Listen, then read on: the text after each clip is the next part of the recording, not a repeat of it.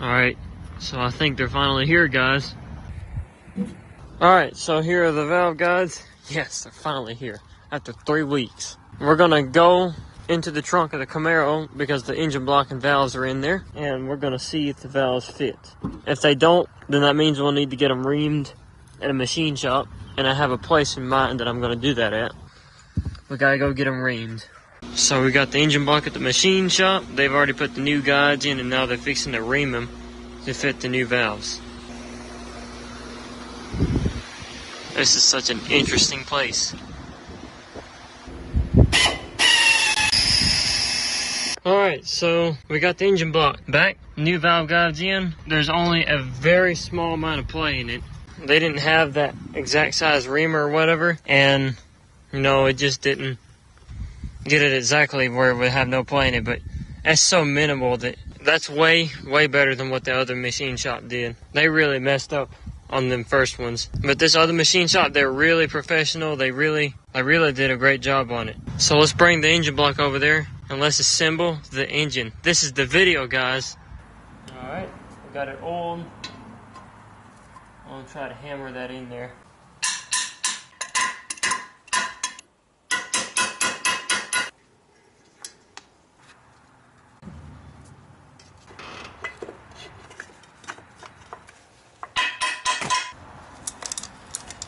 Alright, it's in.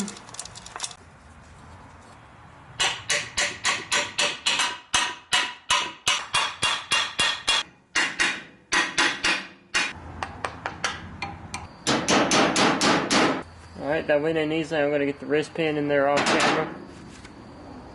You know what? I forgot to put the piston rod in there.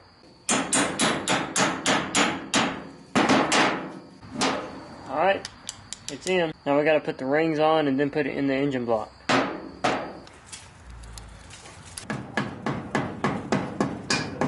Alright, so it's the next day. I had to quit yesterday because I was getting really tired. I just couldn't do it anymore. I was getting frustrated by the engine rebuild. This is actually not as easy as you guys would think if it's the first time doing it, this is my first time. The part I was having so much trouble with was the piston ring gap. I just couldn't figure that out very well, but now I've kind of figured out how to do it. But shaving off enough material to make those feeler gauges fit, that's really incredibly annoying if you don't have the right tool. So let's open this door and let's finish this, hopefully today. So I really hate to do this, but I'm not going to record a ton of this because I'm really trying to get this done as quickly as I can, and my camera is about dead, and I won't have enough time to charge it if I want to finish this today. So I better do a lot of this off camera. I know the main part you guys want to see is the engine startup anyway, so let's get this done. Alright, so I have the bench grinder running, and I'm fixing to measure the gaps for these valves. Alright, so we got our valves adjusted successfully. I pressed up against the valve while using the measuring tool on the other end, and the gap's right where they need to be.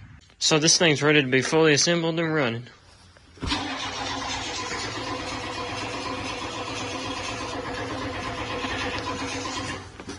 I think one of those tanks ran out of fuel because, yeah, once he switched it, smoke started coming out. Ford F-250 having starting problems.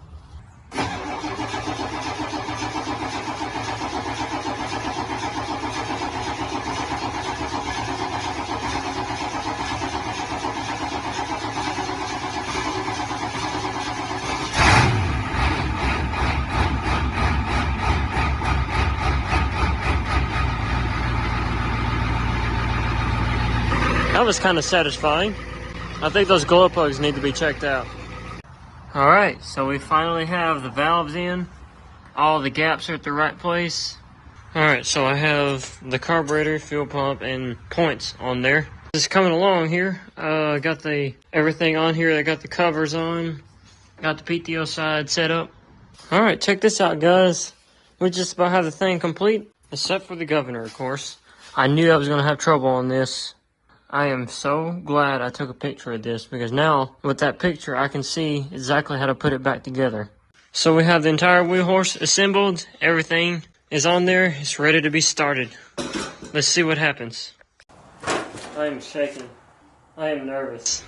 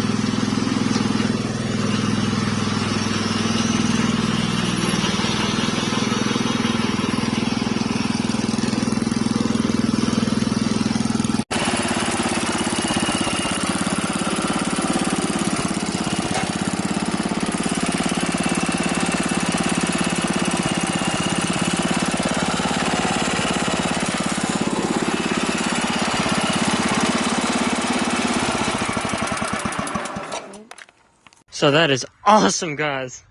The engine started up after the rebuild. And you hear how well it ran? It was running flawlessly up until about a minute into it. And then we started leaking fuel, which looks red. And there is oil burning somewhere. Trying to figure out where that could be coming from. And it's blowing blue smoke for a little while, but I think that was just the excess oil in the cylinders and all that. It's going to burn off after a while, I think. But we got to figure out where that fuel leak is. We can't leave it running like that. So that was the engine assembly, guys. We got it assembled. It started up. It's running again. Now, it may struggle to run a little bit when it gets warmed up. I noticed it was starting to misfire. I hope those piston rings are adjusted right, because I saw it burning a lot of oil. You can see the blue smoke coming out. But I'm hoping that was just the excess oil inside the cylinder walls.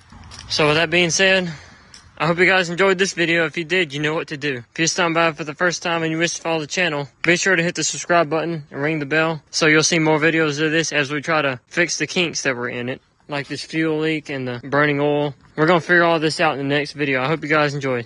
Thanks for watching.